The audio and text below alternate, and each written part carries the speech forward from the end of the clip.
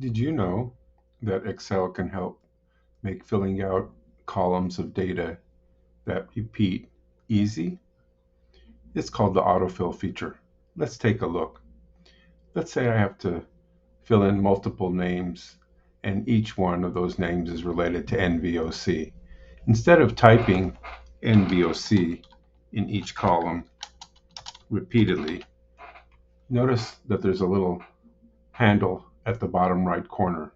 If I grab that corner and drag it down as many lines as I need, it will automatically fill it in. Same thing with numbers. Click the cell that you want and drag it down.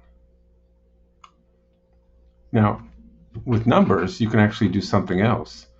Suppose that has to be a sequential list of numbers.